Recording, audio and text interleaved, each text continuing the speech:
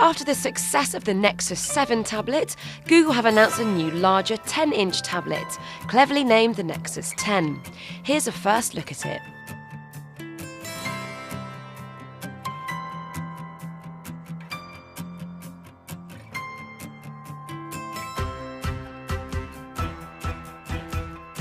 Release date is set for the 13th of November in the UK and US, and it will cost around £319 for the 16GB version and £389 for the 32GB model.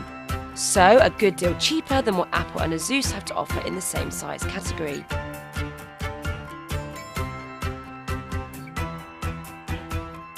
The Nexus 10 has more rounded edges compared to the 7, but you can recognise the same dotted rubber detailing on the back. The black finish looks sleek and stylish, but similar to the Galaxy Tab 10.1, the chassis does feel a bit plasticky and almost a bit too flimsy because it is very light at 603 grams. That's compared to the iPad 4's 662 grams.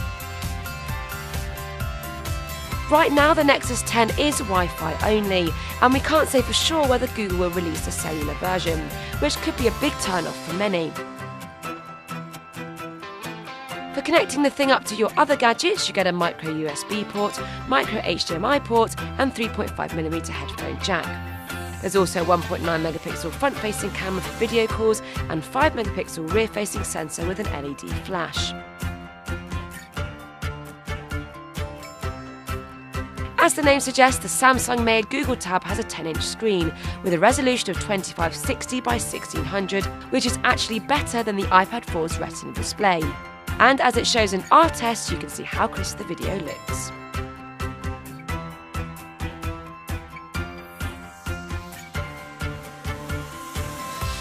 There's a 1.7 GHz dual-core processor and 2 GB of RAM powering things along, which made loading 3D maps through Google Earth very quick, compared to lots of other devices we've used.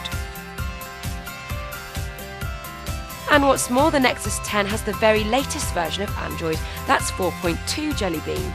So you get a slightly different look with a favourites tray at the bottom of your screen and updated features like swipe-style typing on the stock keyboard. In conclusion then, we were very impressed with this tablet.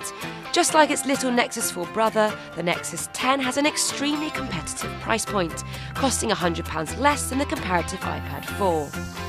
It's also more powerful than the iPad 4 and has a better than Retina display.